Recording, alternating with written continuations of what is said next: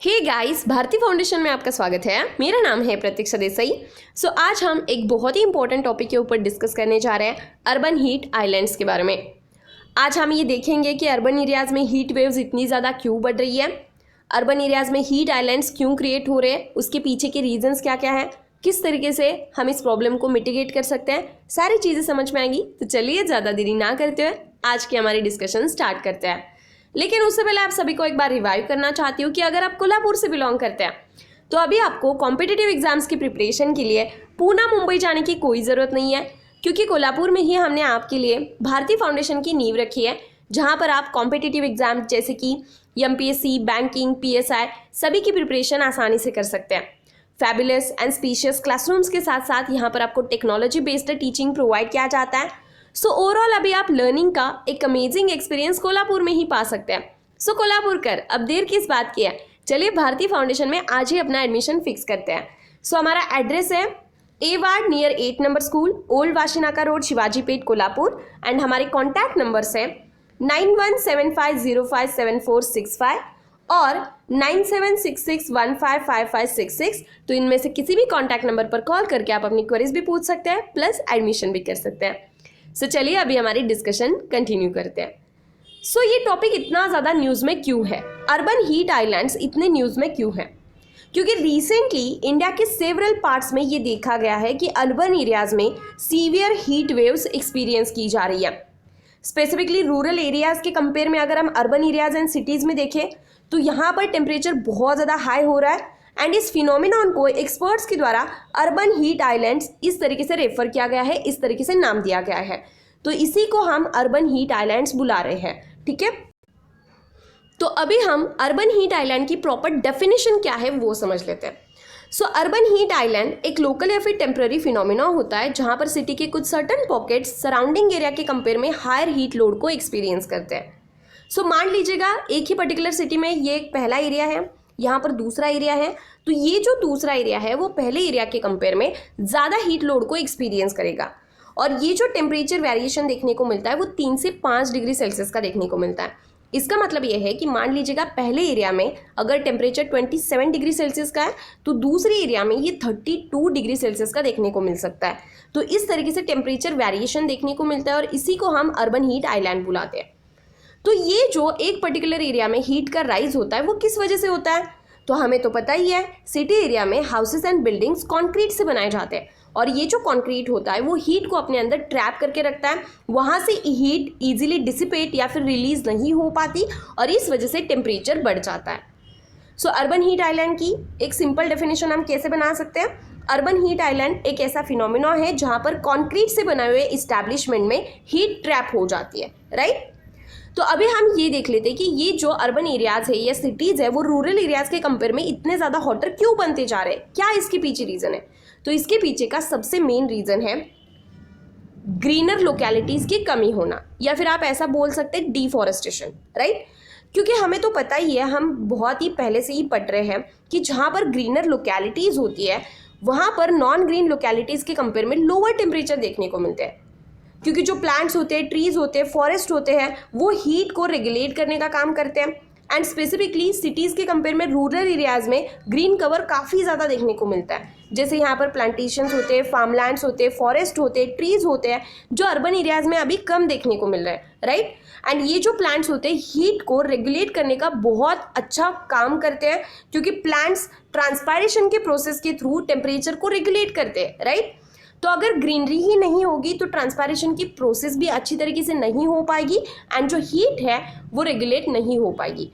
तो यही एक रीज़न है कि सिटीज़ के कंपेयर में रूरल एरियाज़ में टेम्परेचर थोड़ा कम देखने को मिलता है। एंड पर्टिकुलरली सिटीज़ की बात तो हमने कर ही ली, सिटीज़ में कंस्ट्रक्शन एक्टिविटीज़ बहुत ज़्यादा हो रही है और ये कंस्ट्रक्शन बनाने के लिए और भी ज़्यादा प्लांट्स को काटा जा रहा है, राइट। तो कंस्ट्रक्शन में हाई राइज स्ट्रक्चर या हाई राइज बिल्डिंग बनाई जा रही है, रोड्स बनाए जा रहे हैं, पार्किंग स्पेसेस बनाई जा रहे हैं, पेवमेंट्स बनाई जा रही है, बहुत सारी पब्लिक ट्रांसपोर्टेशन ट्रांजिट वगैरह बनाई जा रही है। इस वजह से अर्बन हीट आइलैंड्स और भी ज़्यादा बढ़ रहे हैं, क्योंकि ये सारी कंस्ट्रक्शन एक्टिविटीज़ करने के लिए ब्लैक या फिर डार्क कलर्ड मटेरियल यूज़ किया जाता है। एंड ऑब्वियसली जो बिल्डिंग्स वगैरह होती है सिटीज़ में वो ग्लास से, ब्रिक्स से, सीमेंट से, कंक्रीट से वगैरह बनाई जाती है, जो कि सारे के सारे ब्लैक या फिर डार्क कलर मटेरियल हैं। तो ये और भी ज़्यादा हीट को एब्जॉर्ब करते हैं, और भी ज़्यादा हीट को अट्रैक्ट करते हैं, और इस वजह से अर्बन हीट आइलैंड्स के इंसिडेंट्स बढ़ते ही जा रहे हैं। तो जैसे जैसे सिटीज़ का और ज़्यादा एक्सपांशन होगा वैसे वैसे ये फिनोमेना बढ़ता ही जाएगा एंड अर्बन एरियाज में और भी ज़्यादा हीट वेव्स देखने को मिलेंगी। तो यही दो रीज़न है, एक्चुअली दो रीज़न है कि urban area and rural area में इतना टेम्परेचर का वेरिएशन देखने को मिलता है। क्योंकि एक तो रूरल एरिया में ग्रीनरी ज़्यादा होती है एंड दूसरा अर्बन एरिया में ये कंस्ट्रक्शन एक्टिविटीज़ इतनी ज़्यादा की जाती है जिस वजह से हीट बढ़ रही है। ठीक है, तो अभी हम प्रॉपरली अर्बन हीट आइलैंड के क्या क्या रीजन है वो देख लेते हैं। तो सबसे पहला रीज़न है कंस्ट्रक्शन एक्टिविटीज़ में इंक्रीज होना। जैसे जैसे सिटीज़ एक्सपांड हो रही है ऑब्वियसली यहाँ पर इंफ्रास्ट्रक्चर भी वैसा ही बढ़ रहा है। तो अर्बन एरिया में मान लीजिएगा आपने अगर सिंपल अर्बन ड्वेलिंग भी बनाई या फिर कॉम्प्लेक्स इंफ्रास्ट्रक्चर बनाया तो वहाँ पर डार्क कलर्ड मटेरियल वगैरह बहुत ज़्यादा यूज़ किए जाते हैं and plus carbon absorbing material भी बहुत ज़्यादा यूज़ किए जाते हैं, जैसे कि असफाल्ट यूज़ किया जाता है, कॉन्क्रीट यूज़ किया जाता है। तो ये जो कार्बन एब्जॉर्बिंग मटेरियल है वो कार्बन को एब्जॉर्ब करके रखता है और आपको तो पता ही है जो कार्बन है वो हीट को एब्जॉर्ब करके रखता है। तो इस वजह से सरफेस टेम्परेचर बहुत ज़्यादा बढ़ जाता है एंड अर्बन एरियाज हीटअप हो जाते हैं। दूसरा रीज़न है डार्क सरफेस। कई सारी जो बिल्डिंग्स होती है वहाँ पर डार्क सर्फेसेस होते हैं। तो डार्क सर्फेसेस से अगर आप बिल्डिंग बनाते हैं, ठीक है, तो इस वजह से हमारे अर्थ सरफेस का अल्बेडो डिक्रीज हो जाता है। अल्बेडो का मतलब क्या होता है, अगर मान लीजिएगा पर्टिकुलर ये अर्थ का सरफेस है तो वो जो सरफेस होता है वो हीट को रिफ्लेक्ट करता रहता है, राइट। लेकिन अगर आप वहाँ पर डार्क कलर का मटेरियल यूज़ करते हैं जैसे रोड कंस्ट्रक्शन के लिए वगैरह, तो वहाँ पर हीट ट्रैप होकर रह जाती है, वो ज़्यादा रिफ्लेक्ट नहीं हो पाती। तो इसी का मतलब ये है कि वहाँ पर अल्बेडो डिक्रीज हो रहा है, मतलब उस सरफेस की हीट रिफ्लेक्ट करने की जो कैपेसिटी है वो कहीं ना कहीं कम हो रही है और इस वजह से हीट का एब्जॉर्प्शन हो जाता है। तो डार्क सर्फेसेस के मटेरियल की वजह से भी ये हीट आइलैंड बहुत ज़्यादा बढ़ रहे हैं। तीसरा एंड सबसे इंपॉर्टेंट रीज़न है एयर कंडीशनिंग, जिसे हम एसीज वगैरह बोलते हैं। तो अगर बिल्डिंग मान लीजिएगा डार्क सर्फेसेस से या डार्क मटेरियल से बनाई जाएगी तो वहाँ पर हीट एब्जॉर्ब होगी और उस हीट को कम करने के लिए हम क्या यूज़ करते हैं, एयर कंडीशनर यूज़ करते हैं, एसी वगैरह यूज़ करते हैं। लेकिन एसीज का निगेटिव इम्पैक्ट हमारे ऊपर होता है जो कि अभी आपको समझ में आएगा। तो एग्जैक्टली होता क्या है, आपको पता होगा एसीज के लिए बहुत ज़्यादा एनर्जी की ज़रूरत होती है जो पावर प्लांट से आती है।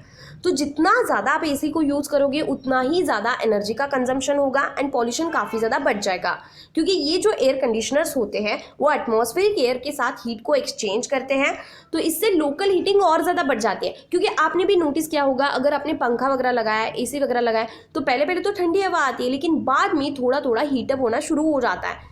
तो यही हमारे एसीज का जो कैस्केड इफेक्ट है उसकी वजह से हीट आइलैंड या फिर लोकल हीट और भी ज़्यादा बढ़ रही है, ठीक है। क्योंकि एसीज क्या करते हैं, एटमॉस्फेरिक एयर के साथ हीट एक्सचेंज करते हैं तो बाद में पूरा का पूरा एरिया ही हीटअप हो जाता है, ये वाली दिक्कत आ जाती है।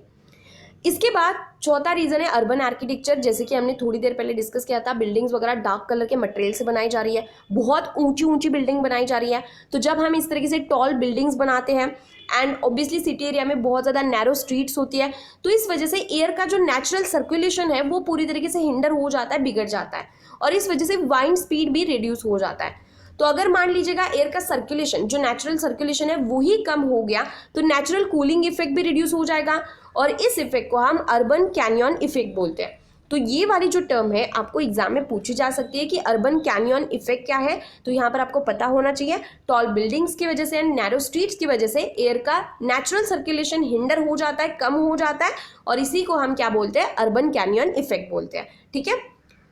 इसके बाद अगर आप सिटी एरिया में रह रहे हैं, आपको पता है ट्रांसपोर्टेशन सिस्टम की बहुत ज़्यादा ज़रूरत होती है। तो ये जो ट्रांसपोर्टेशन सिस्टम है उसके लिए फॉसिल फ्यूल्स का वगैरह भी बहुत ज़्यादा यूज़ किया जाता है, तो अर्बन एरियाज़ में वार्म पहले से ही बढ़ जाती है। इसके बाद जैसे कि हमने थोड़ी देर पहले डिस्कस किया, रूरल एरिया के कंपेयर में अर्बन एरिया में ट्रीज एंड ग्रीन एरियाज़ की कमी देखने को मिलती है, राइट।